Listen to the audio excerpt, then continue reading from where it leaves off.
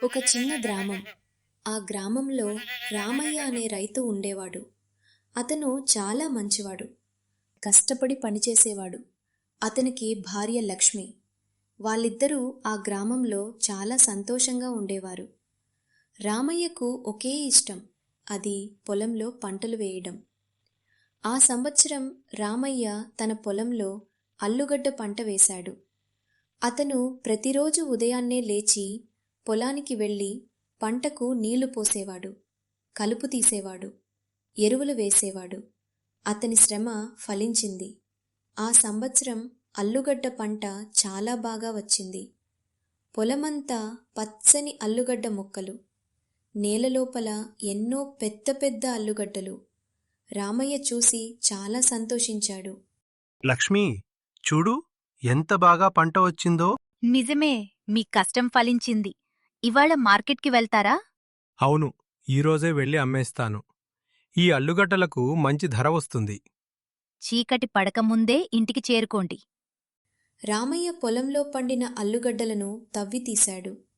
పెద్ద పెద్ద బస్తాలలో వాటిని నింపాడు. ఆ బస్తాలను తన ఎద్దుల బండిలో ఎక్కించుకున్నాడు. పట్టణంలోని కూరగాయల మార్కెట్కి బయలుదేరాడు. దారి చాలా దూరం. ఎండ చాలా వేడిగా ఉంది. కాని రామయ్య ఏమాత్రం ఆగలేదు. ఎద్దులను తోలుకుంటూ ముందుకు సాగాడు. మార్కెట్కి చేరుకున్నాక అతను బండిని ఒక మూలన ఆపి అల్లుగడ్డలను అమ్మడం మొదలుపెట్టాడు. తాజా కూరగాయలు తీసుకోండి, తాజా ఆలుగడ్డలు తీసుకోండి. ఇవిగో చూడండి, ఎంత పెద్ద పెద్ద అల్లుగడ్డలో. రుచి చూస్తే మర్చిపోరు. చూడానికి బాగా ఉన్నాయి. ఎంత రేటు? కిలో 40 రూపాయలు. తీసుకోండి, మంచి ఆలుగడ్డలు. అల్లుగడ్డలు చాలా తాజాగా ఉండడంతో జనం చాలామంది వచ్చి కొనుక్కున్నారు. ఎవరికి వారు 2 కిలోలు, 3 కిలోలు కొనుక్కుని వెళ్లారు. మధ్యాహ్నానికల్లా అల్లుగడ్డలు సగం అమ్ముడుపోయాయి. సాయంత్రానికి దాదాపు అన్నీ అమ్ముడుపోయాయి. కేవలం కొద్ది అల్లుగడ్డలు మాత్రమే మిగిలాయి. రామయ్యకు చాలా సంతోషంగా ఉంది. మంచిగా డబ్బులు. మిగిలిన అల్లుగడ్డలను తీసుకుని అతను తన బండిలో ఇంటికి బయలుదేరాడు. చీకటి పడడం మొదలైంది. 700 రూపాయలొచ్చాయి. ఈ మిగిలిన ఆలుగడ్డలు లక్ష్మికిస్తే ఆవిడ ఏదో ఒక కూర వండుతుంది. చలో రండి, ఇంటికి వెడదాం, ఆకలేస్తా. రాత్రి అయిపోయింది. రామయ్య ఇంటికి వస్తున్న మార్గంలో ఒక నిర్జనమైన ప్రదేశం ఉండేది. ఆ ప్రదేశంలో పెద్ద పెద్ద చెట్లు ఉండేవి. దారి పొడవునా చీకటి, నిశ్శబ్దం. ఎవరూ ఆ దారి వెంట రాత్రిపూట వెళ్ళేవారు కాదు. ఎందుకంటే ఆ ప్రదేశంలో ఒక పిశాచి ఉండేది. ఆమె చాలా రోజులుగా ఆకలితో ఉండేది. దారి వెంట ఎవరైనా వెళ్తే వారిని పట్టుకుని తినడం ఆమెకు అలవాటు. ఆ రోజు కూడా ఆమె చెట్టు మీద కూర్చుని ఎవరైనా వస్తారేమో అని ఎదురుచూస్తూ చాలా రోజుల తర్వాత ఇక్కడి నుంచి ఒక మనిషి వెళ్తున్నాడు. ఈరోజు నాకు ఏదో ఒకటి తినటానికి దొరుకుతుంది. ఈరోజు బాగా తినేస్తాను. ఇప్పుడే వెళ్ళి పిశాచి రామయ్యను తినడానికి ముందుకు వెళ్తుంది. అప్పుడే బండి నుంచి ఒక అల్లుగడ్డ కింద పడుతుంది. అది చూసిన పిశాచి ఆగిపోతుంది. ఆమెకు ఇంతకు ముందు అల్లుగడ్డ అంటే ఏమిటో తెలీదు. ఆమె ఆ అల్లుగడ్డను తీసుకుని ఆశ్చర్యంగా చూస్తుంది. ఇది ఏమిటి? దీన్ని తినవచ్చా అని ఆలోచిస్తుంది. కొంచెం సంశయంతోనే ఆమె ఆ అల్లుగడ్డను కొరికి చూస్తుంది. వెంటనే ఆమె ముఖం ఆశ్చర్యంతో, ఆనందంతో నిండి, అరే వాహ్, ఇది ఎంత రుచిగా ఉంది! ఇలాంటి రుచి నేను ఎప్పుడూ తినలేదు. ఇది ఏమిటి? ఎంత మృదువుగా, ఎంత రుచిగా ఉంది! అద్భుతం! పిశాచి ఆ అల్లుగడ్డ రుచికి పూర్తిగా ముగ్ధురాలైపోయింది. ఆమె త్వరగా మిగిలిన అన్ని అల్లుగడ్డలను తినేసింది. కాని ఇంకా తినాలనిపిస్తుంది. ఆమెకు ఇంకా ఆలుగడ్డలు కావాలి. అప్పుడు ఆమెకు ఒక ఆలోచన వచ్చింది. ఈ మనిషి బండిగాడిలోనే కూర్చుని అతని ఇంటికి వెళ్తే అక్కడ ఇంకా ఆలుగడ్డలు దొరుకుతాయి. ఆమె నిశ్శబ్దంగా బండిగాడిలోకి ఎక్కి కూర్చుంది. రామయ్యకు బండిగాడిలో ఒక బరువు పడినట్టు అనిపించింది. అతను వెనక్కి తిరిగి చూశాడు. కాని అతనికి ఏమీ కనిపించలేదు. ఎందుకంటే పిశాచి మనుషులకు కనిపించదు. ఇప్పుడే ఏదో బరువు పడినట్టు అనిపించింది. కాని ఇక్కడ ఏమీ లేదు. నా అనుమానం. పోనీ ఇంటికి వెడదాం. రామయ్య ఇంటికి చేరుకున్నాడు. చాలా ఆలస్యమైంది. అతను బండిని ఆవరణలో ఆపి ఎద్దులను తీసుకుని స్థలంలో కట్టేసి ఇంట్లోకి వెళ్ళిపోయాడు. కాని పిశాచి మాత్రం ఆవరణలోనే ఉండి అందరూ నిద్రపోయే వరకు వేచి ఉంది. ఏండి ఎందుకింత ఆలస్యం? చాలా దిగులు పడ్డాను. మార్కెట్లో జనం ఎక్కువ. అందుకే ఆలస్యమైంది. ఇదిగో చూడు ఎంత డబ్బు వచ్చిందో. ఓహో, 700. చాలా బాగుంది. ఇప్పుడు భోజనం చేసి పడుకోండి. భోజనం చేసి అందరూ నిద్రపోయారు. పిశాచి ఇంట్లోకి వచ్చి ఆలుగడ్డలు వెతకడం మొదలుపెట్టింది. ఇంట్లో ప్రతి మూలా వెతికింది. వంటింట్లో వెతికింది. పెరట్లో వెతికింది. కాని ఒక్క అల్లుగడ్డ కూడా కనిపించలేదు. ఆమెకు చాలా కోపం వచ్చింది. ఈ మనిషి అల్లుగడ్డలను ఎక్కడ దాచాడు? బండిలో ఉన్నాయంటే ఇంకా ఉండాలి. నేను తప్పకుండా కనుక్కుంటాను. ఉదయం వరకు వేచి ఉండాలి అనుకుంది. ఉదయం రామయ్య లేచి స్నానం చేసి పొలానికి వెళ్ళాడు. పిశాచి కూడా అతని వెనకే వెళ్ళింది. ఎంత పెద్ద పొలం! ఎంత రుచిగా ఉంది! ఆమె వెంటనే ఒక్కొక్కటిగా అన్ని అల్లుగడ్డలను తవ్వి తినడం మొదలుపెట్టింది. ఎన్ని తిన్నా ఆమెకు తృప్తి కలగడం లేదు. ఆమె అలా అన్ని అల్లుగడ్డలను తినేసింది. కొద్దిసేపటికి రామయ్య తిరిగి వచ్చాడు. అతను పొలంలోకి వెళ్ళి చూసేసరికి పొలంలో ఒక్క అల్లుగడ్డ కూడా లేదు.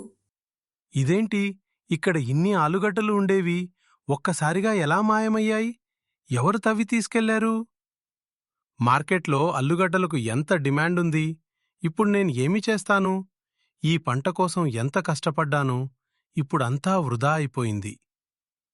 నా ఆలుగడ్డలు, నా పంట. ఇప్పుడు నేను ఏం చేయాలి? అతను బాధతో అక్కడే కూర్చుని ఏడవడం మొదలుపెట్టాడు.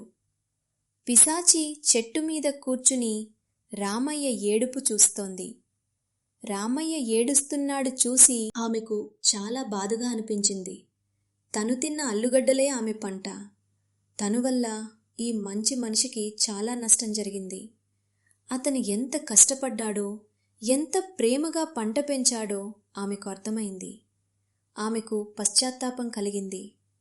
నా వల్ల ఈ మంచి మనిషికి చాలా నష్టం జరిగింది. అతని అల్లుగడ్డలను నేనే తిన్నాను.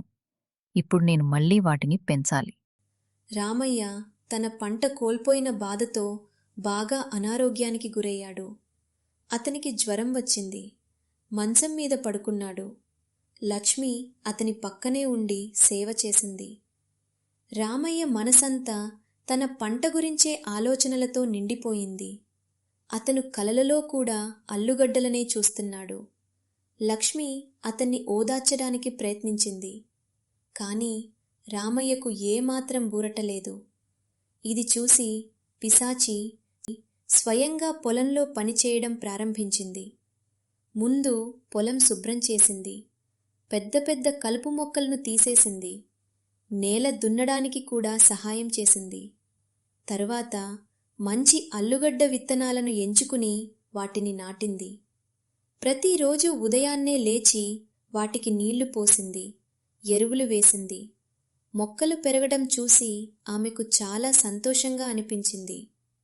కొన్ని రోజుల తర్వాత చిన్న చిన్న మొక్కలు మొలిచాయి. ఆమె మరింత శ్రద్ధగా పనిచేసింది. ఇలా నేల దున్నాలి, ఇలా విత్తనాలు వేయాలి, ప్రతిరోజూ నీళ్లు పోయాలి. ఈ మొక్కలు పెరిగి పెద్దవి కావాలి. పెరగండి, త్వరగా పెరగండి. మీకోసం ఎదురుచూస్తున్నాను. కాని మొక్కలు త్వరగా పెద్దవిగా కావు. వాటికి సమయం పడుతుంది. పిశాచికి ఓపిక లేదు. ఆమె వెంటనే ఆలుగడ్డలు కావాలి. అప్పుడు ఆమె ఒక పరిష్కారం కోసం మరో శక్తివంతమైన పిశాచి దగ్గరకు వెళ్ళింది. ఆమె పేరు సర్పం.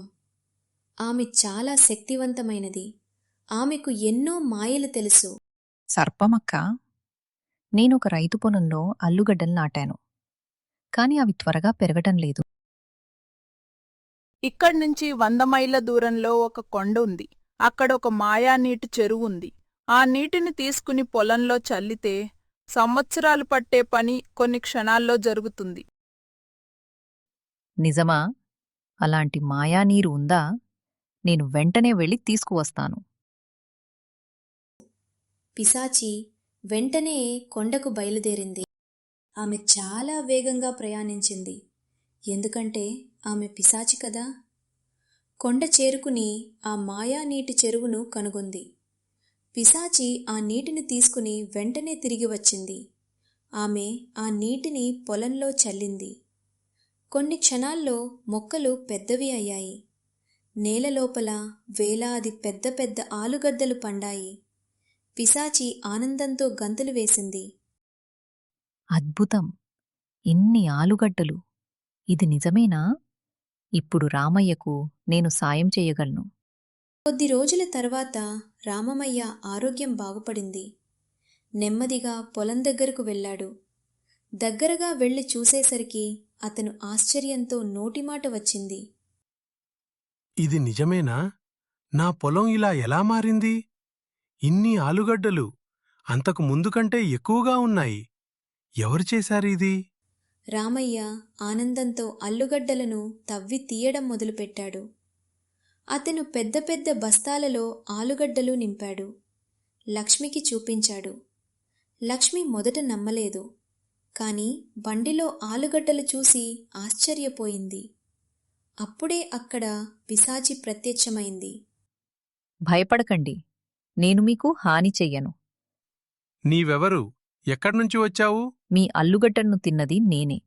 మీరు ఏడుస్తుండడం చూసి నాకు బాధగా అనిపించింది. అందుకే మళ్ళీ పంట పెంచాను. రామయ్య మరియు లక్ష్మి పిశాచి మాటలు విని ఆశ్చర్యపోయారు. పిశాచి అంటే చెడ్డదని మాత్రమే విన్నాను.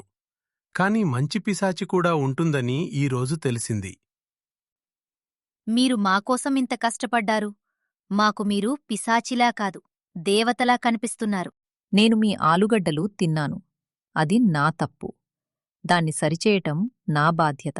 ఇప్పట్నుంచి నీకు ప్రతిరోజూ అల్లుగడ్డ కూర పెట్టిస్తాను. నువ్వు మాకు దేవతలా కనిపిస్తున్నావు. అప్పటినుంచి ప్రతిరోజు ఆమె వారి ఇంటికి వచ్చేది. లక్ష్మి ఆమెకు అల్లుగడ్డ కూర వండి పెట్టేది. పిశాచి కూడా వారికి పొలంలో సహాయం చేసేది. రామయ్య పంటలు ఇప్పుడు బాగా పండుతున్నాయి. పిశాచి వల్ల అతనికి ఎటువంటి నష్టం రావటం లేదు. బదులుగా ఆమె అతనికి సహాయం చేస్తోంది. పిశాచి ఇకపై ఎవరికీ హాని చేయలేదు.